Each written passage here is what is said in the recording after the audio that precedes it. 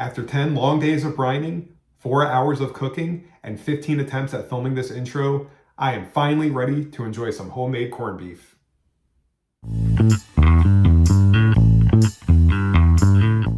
Hello and welcome to Deliciously Awkward. With St. Patrick's Day approaching, many of us will be cooking corned beef and cabbage. And while it's easy to pick up one of those packets that has the meat and it's already cured and you have the seasonings and everything, I like a good challenge every now and then. So I decided to make corned beef completely from scratch, and it was quite a challenge. So I already did all the cooking because it was just such a very long process and everything. So normally I would say homemade corned beef, let's go make it awkward. But instead, let me show you how I made it awkward. So the first step is to make the brine. You simply mix water with kosher salt, brown sugar, pickling spices, and minced garlic. And I should point out that I did skip one ingredient, which is pink curing salt. And that's the thing that makes meat like corned beef or pastrami or hot dogs, that bright reddish pink color. So you mix that together. Once it gets boiling, you turn it off, let it cool down completely. Then you take a brisket, put it in a bowl, pour the cooled brining liquid over it, then seal the bowl and put it in the fridge for 10 days. About halfway through, so that would be day 5, you take it out and you just turn the brisket over to make sure it absorbs the flavor on both sides, I guess. Anyway, so then after another 5 long days, you're finally ready to cook.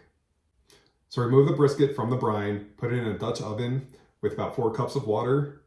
Get it to boiling, then turn down to low, and you want to cook it for 3.5 hours.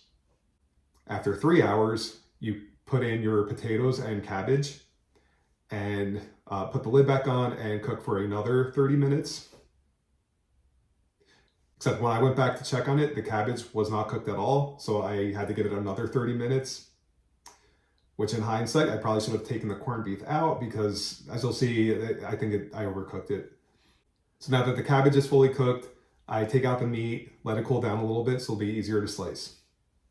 And now that the meat has cooled down sufficiently, I slice it, and right away you could tell it's falling apart. I definitely overcooked it, but let's see how it's going to taste.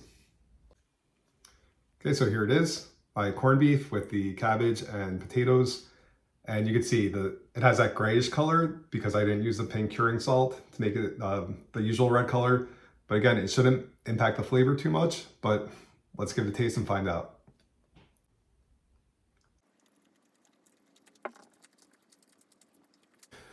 Wow. I definitely had a lot of doubts about it. I didn't think it was gonna turn out the way it should have, but that is really flavorful. Yeah. So although I'm pleasantly surprised by how it came out, I do not see myself making this again. Just way too many steps, such a long process for something that tastes just like what you could buy already pre-cured. So bottom line, this is a fun little experiment. Want to make it again, but I do have a crazy idea for what I'm going to do with these leftovers. So make sure to hit the subscribe button so you know when that video goes live, because I'm a little nervous myself. I have a feeling it might be good, but it could also be a complete disaster. So stay tuned for that video, and remember to embrace the awkward, and I will see you next time.